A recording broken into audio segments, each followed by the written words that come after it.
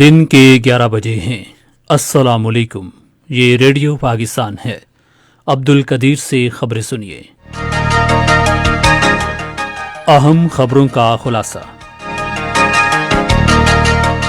وزیر خارجہ نے کہا ہے کہ پاکستان یورپی یونین کے تمام رکن ممالک کے ساتھ اقتصادی اور تجارتی تعلقات کو وسعت دینے کے لیے پرعزم ہے۔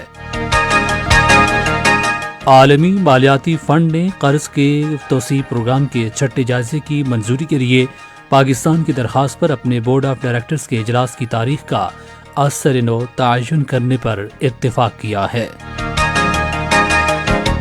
ملک میں گزشتہ 24 گھنٹے کے دوران کورونا وائرس سے مزید 3 افراد جاں بحق ہوئے ہیں۔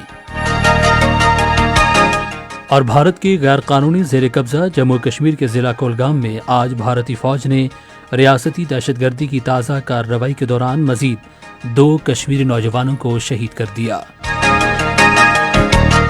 خبریں اب تفصیل کے ساتھ۔ وزیر خارجہ شاہ محمود قریشی نے کہا ہے کہ پاکستان یورپی یونین کے تمام رکن ممالک کے ساتھ اقتصادی اور تجارتی تعلقات بڑھانے کے لیے پرعزم ہے۔ وہ رومانیہ کے دارالحکومت بخارسٹ میں یورپی اور رومانیہ کی پارلیمان کے اراکین کے اعزاز میں اپنی جانب سے دیے گئے عشائیے میں خطاب کر رہے تھے۔ وزیر خارجہ نے کہا کہ پاکستان اور یورپی یونین کے درمیان تصویراتی شراکت داری اگلے مرحلے میں داخل ہو گئی ہے۔ انہوں نے کہا کہ پاکستان 20 کروڑ سے زائد لوگوں کی ایک ابھرتی منڈی ہے جہاں سرمایہ کاری کے لیے شاندار مواقع دستیاب ہیں۔ رومانیہ اور یورپی پارلیمان کے اراکین نے بھی پاکستان کے ساتھ اقتصادی تعلقات کے فروغ کے لیے اپنی خواہش کا اظہار کیا۔ بعد ازاں رومانیہ میں پاکستانی برادری سے باتیں کرتے ہوئے وزیر خارجہ نے کہا کہ بیرون ملک مقیم پاکستانیوں کو ووٹ کا حق دے دیا گیا ہے اور اب وہ ملک کی فیصلہ سازی کے عمل میں حصہ لے سکتے ہیں۔ وزیر خارجہ شاہ محمود قریشی نے بخارسٹ میں پاکستانی سفارت خانے کے دورے کے موقع پر تجارتی اور ثقافتی نمائش کے لیے تعمیر کیے گئے ہال کا بھی افتتاح کیا۔ اس ہال کو پاکستان سے درآمد کی جانے والی اشیاء کی نمائش اور فروغ، سیاحت کی حوصلہ افزائی اور پاکستان کے اعتدال پسندانہ تشخص کو اجاگر کرنے کے لیے استعمال کیا جائے گا۔ قومی سلامتی کے مشیر ڈاکٹر معید یوسف نے کہا ہے کہ ریاستی اداروں کے لیے وضع کردہ لائحہ عمل کے ذریعے ملک کی پہلی قومی سلامتی پالیسی پر عمل درآمد یقینی بنایا جائے گا۔ ایک انٹرویو میں انہوں نے کہا کہ پالیسی دستاویز میں ریاستی اداروں کے لیے ایک جامع لائحہ عمل موجود ہے۔ معید یوسف نے کہا کہ معاشی اور انسانی تحفظ کو قومی سلامتی پالیسی میں مرکزی حیثیت حاصل ہے۔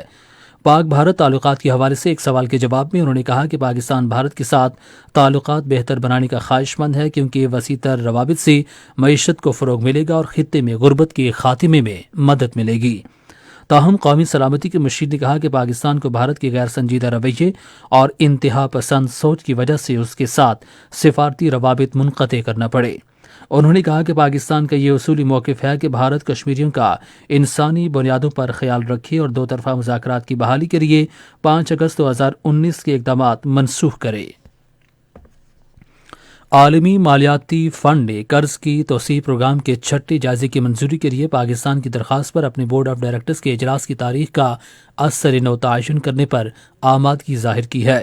یہ بات وزارت خزانہ کے ترجمان مزمل اسلم نے ایک ٹویٹ میں کہی۔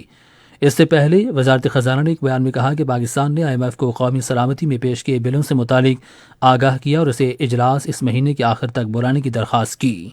بیان میں کہا گیا کہ قانون سازی کا عمل مکمل ہونے کے فوری بعد IMF کا بورڈ پاکستان کے لیے قرضے کی اگلی قسط کی منظوری پر غور کرے گا۔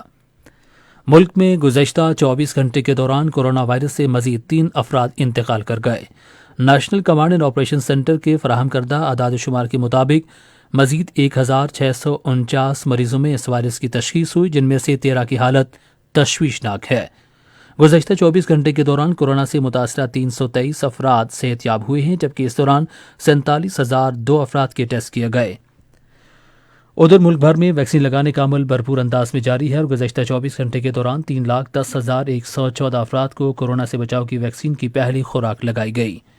مری میں بڑی شاہراہوں سے برف ہٹا دی گئی ہے، لیکن سڑکوں پر اب بھی پسن موجود ہے اور لوگوں سے کہا گیا ہے کہ وہ انتظامیہ اور ٹریفک پولیس کی طرف سے جاری کی جانے والی ہدایات کی پاسداری کریں۔ اور بھارت کے غیر قانونی زیر قبضہ جموں کشمیر کے ضلع کلگام میں آج بھارتی فوج نے ریاستی دہشت گردی کی تازہ کارروائی میں مزید 2 کشمیری نوجوانوں کو شہید کر دیا۔ نوجوانوں کو ضلع کے علاقے حسین پورہ میں محاصرے اور تلاشی کی کارروائی کے دوران شہید کیا گیا۔